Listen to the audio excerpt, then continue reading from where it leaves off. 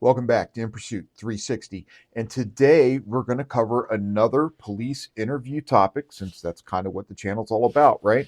So we are going to talk about another question that you may encounter while interviewing for a police job. So this one's going to be something that's going to take a little more thought and something that you're going to have to really consider and be prepared for. All right. So here we go. Let's get into it.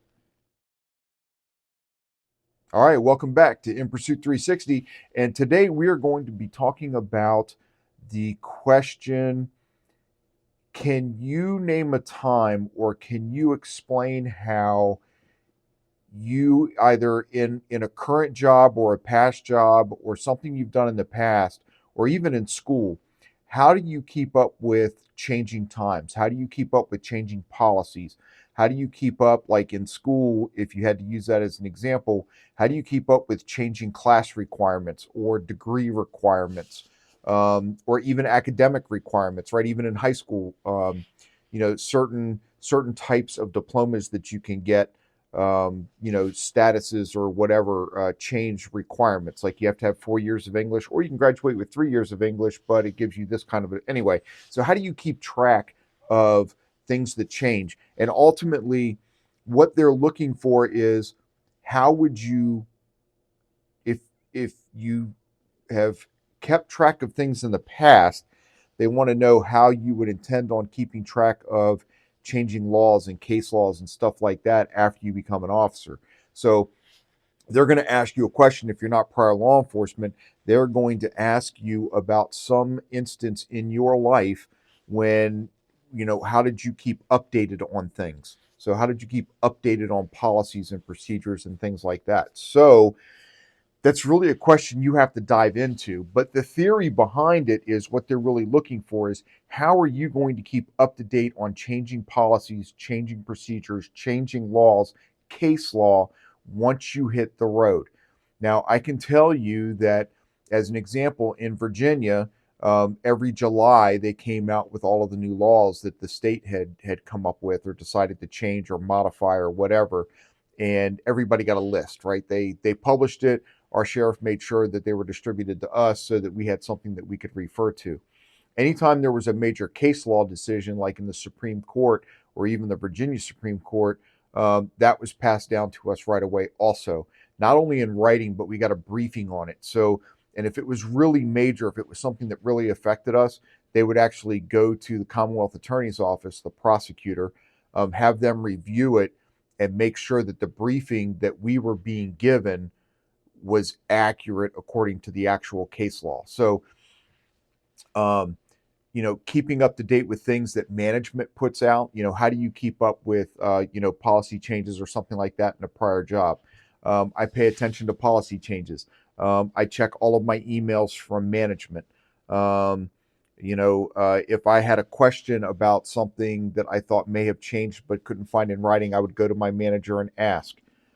These are all things that you can consider. How do you keep up to date? Again, I'm talking about theory, right? Things that you need to think about in these questions. So I'll provide you the question, and I will provide you the theory or the idea behind the question, what they're kind of looking for. But how you answer it really is up to you. I'm trying to give you some samples. If you want to get together and kind of give me your answer, to let and have me kind of grade it for you, like what an interviewer would think.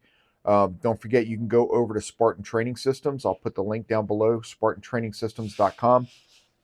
Sign up for a free 15-minute consult. We'll get together. If you've got some interviews coming up with other agencies and you want to do some mock interviews, I'll set that up. You can schedule that on there too, for a reasonable fee, of course.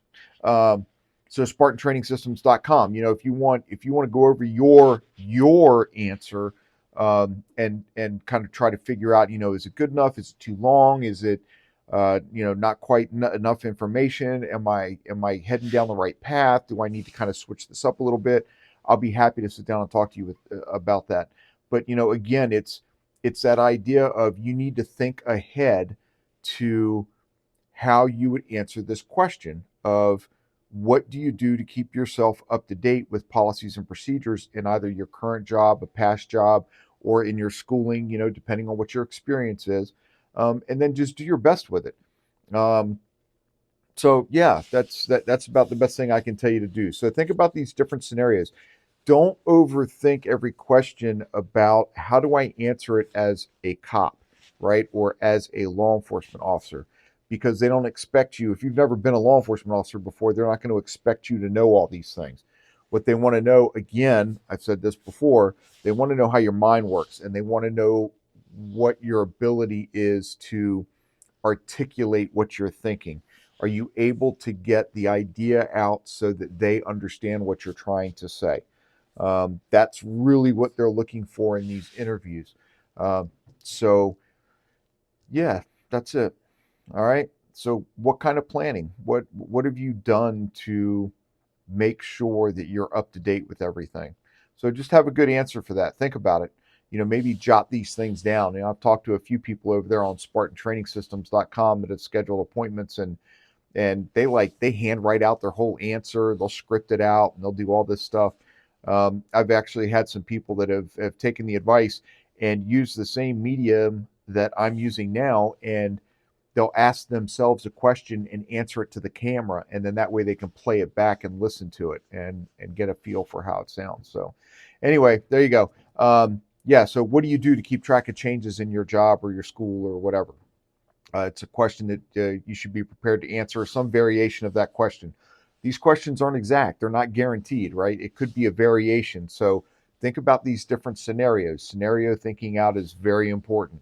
Um, you should always see it in your brain before you actually encounter it. So what if scenarios are really good. So there you go. SpartanTrainingSystems.com. Again, I'll put the link down below. Sign up for a free consult. We'll sit and meet on Zoom for about 15 minutes.